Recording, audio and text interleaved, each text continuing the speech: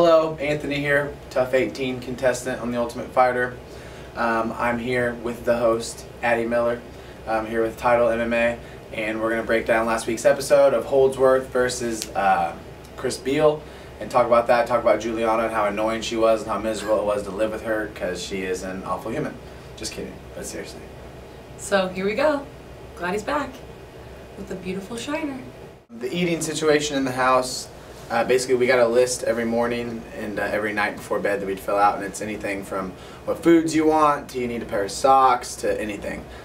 So you write what you want to eat, and then they deliver it to you the next day, and then you cook your own food. There was like basically 2 kitchens in the kitchen, and so you just cook your own food. Did you guys ever do group meals, or was it always? Sometimes, yeah, we'd make like a big family meal, or sometimes, most of the time you just eat on your own. Everyone's got their own schedule, stuff like that. Yeah. So you didn't have internet, your phone, TV. So what did you do with your time? Yeah, I started going crazy like in the first week because no phone really sucks, but we really do nothing.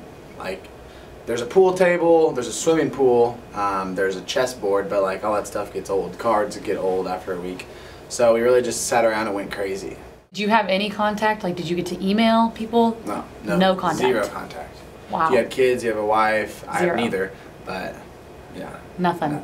Definitely avoided Juliana the most, and I probably hung out with Josh Hill, Shayna, Holdsworth, Louis Fizette. I really hung out with everybody. Michael Wooten.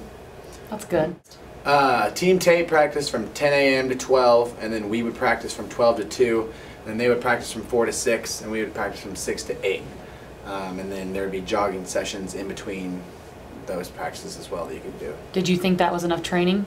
It's definitely enough training, but it's not the kind of training like, you know, I've had 25 fights and I've almost pretty much done the same exact thing for every one, just like a routine I like to do.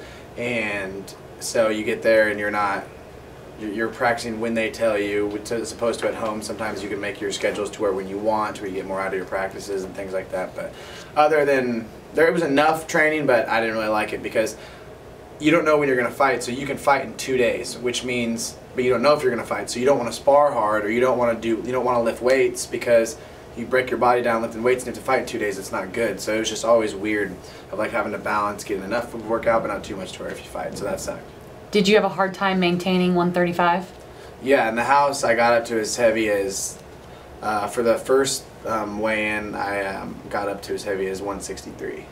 Yeah, the Red Rock was cool. There was like a living room area. It was basically like a little mini apartment, and then like I had a balcony with a hot tub and a bar and stuff. It was really nice, and that's where Rhonda and Misha got crazy and had an exchange of words, which actually got more intense than what they had shown on TV. Rhonda had thrown a wine glass at a wall and shattered it. Wow. Like there was more like breaking up when she was getting more physical with it, so they downplayed that for sure. Where did they live? Misha and... they had like condos, like kind of by the Palms. Yeah. Oh, okay. So they weren't anywhere near you guys? No, they weren't in the house. That's good. They had an awesome setup. Could you guys drink at the bar? Did they care? No, they wouldn't care. They encouraged that. Yeah, for more drama? Uh-huh. Did anybody get crazier than it looked? A lot of people drank. I only drank one time, but when I did, I got pretty tipsy. But... oh boy, is that to come? Yeah. Oh, good. That'll be a good episode. Did the fight go down like you had anticipated? Yeah, like, well, I mean, what was crazy about that fight was Chris Beal's a really good striker and Holdsworth's an amazing grappler. But Holdsworth can strike too, so everyone going into that fight was just thinking Beal has to keep it on the feet and it'll be an easy win. But Holdsworth went out and just struck with him and just outboxed him, beat him, dropped him, and then once he hit the ground, he finished him like that. But yeah, Holdsworth beat him in the stand-up and on the ground. That's kind of how I expected it, to be honest. I knew he was a lot better than Beal. Yeah. It was actually kind of annoying. Our whole team was like, oh, Beal, he was so desperate for the takedown. Like, you just got caught. It happens. And then finally I interjected and was like, he stood up with Beal. And, you know, like, respect to both fighters. They both fought really good. But you shouldn't discredit Holdsworth because Holdsworth went out there and outclassed him. Yeah. So I kind of stuck up for him there. But after seeing 2 of your teammates lose, did that make you want to win even more, or was it...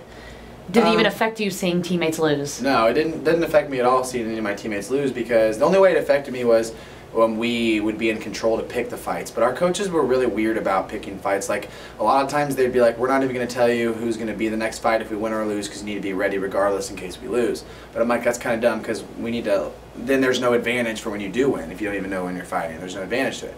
But at that point, I had accepted to fight anybody. I was kind of ready to fight anyone. But Shayna was supposed to be a for sure win against Juliana, and Ronda had told me I'll be the first guy to fight against Josh Hill, so I was so ready to do that. And then as that ended up going the other way and they got control and didn't pick me, well, then it was like, okay, so I kind of went up to where I'm going to fight, and then, okay, now I have a little break period, and now I'm getting UNC again. What do you think about this one? Jessica's like 33-0 or something like that in professional boxing, trains with Floyd Mayweather. Amazing hands and a good grappling. Well, she's a decent grappling, but because she's such a good athlete, it's really the only reason why. Roxanne's a veteran, like over 25 pro fights, been fighting for 10 years in MMA, and has the better jiu-jitsu.